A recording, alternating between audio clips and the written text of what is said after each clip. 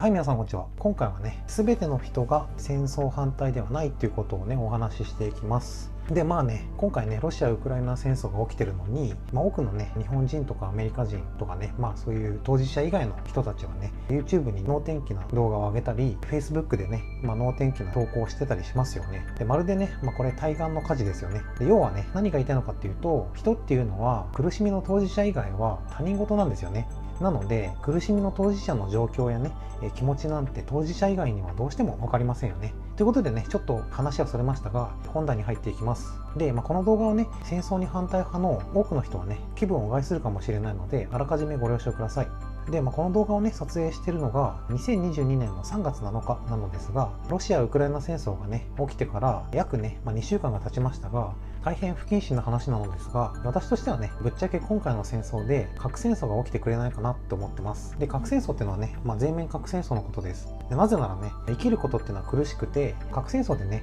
人類が滅亡しちゃえば、人が生きることの苦しみっていうのはね、完全に消え去ります。要は、寿命で死ぬまで長い間苦しみ続けるか、核戦争の一時的な恐怖やね、苦しみのどちらが人道的かって考えると、核戦争で一瞬で死ねる方がはるかに人道的だと思うんですよね。例えるなら、歯医者に行くのが怖いので虫歯を放置してずっと苦しみ続けるか、歯医者に行っちゃってね、一時的な恐怖や痛みに耐えて虫歯を治すかの違いなんですよね。なので私は正直ね、今回ね、NATO とね、ロシア、中国で、核戦争が起きてほしいと思っています。で、現実問題としてね、全面戦争が起こり得るケースとしては、一つ目がね、NATO の経済制裁やウクライナへの武器などの提供に対してロシアが軍事的に報復してくるケースで、二つ目がね、今後ロシアが NATO 加盟国にまで侵攻するケースで、三つ目がね、アメリカや NATO がウクライナに軍事的に支援をするケースがあると思います。で、私としてはね、一つ目が一番可能性が高いと思いますが、全てはロシア、プーチン次第になります。で、戦争が起きなくてもね、人間世界は決して平和ではないことを分かってほしいんですよね。欲深い人間が複数共存するこの世界に真の平和なんてありえないんですよね。ならいっそのことね、核戦争で人類が滅亡しちゃえば全てすっきり終わりますよね。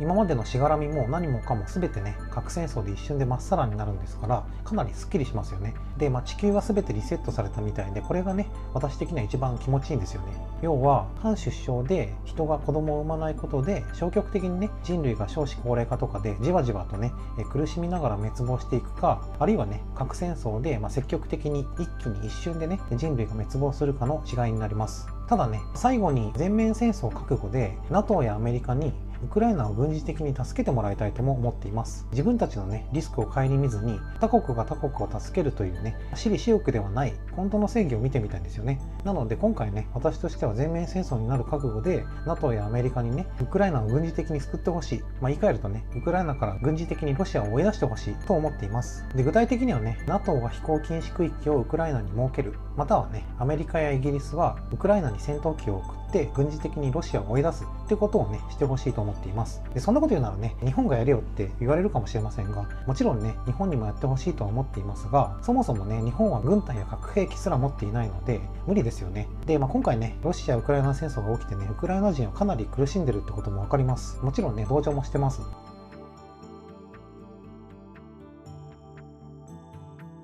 なので最後にね、彼らが気持ち的にね報われるようになってほしいと思っています。で、そのためにはね NATO やアメリカ、イギリスがね軍事的にウクライナからロシアを追い出すことです。つまりいじめられて困っている人を見たら私利私欲やリスクを顧みずに力で助けてあげるべきであるということなんです。はい。で、そんなこと言ったってね、普通の人、大半の人はね、大きな戦争にならずにね、できるだけね、平和的に終わってほしいと思ってると思いますが、そのためのね、唯一の手段としては、プーチンの暗殺があると思うんですよね。で、これはね、アメリカの議員がツイートしてたのですが、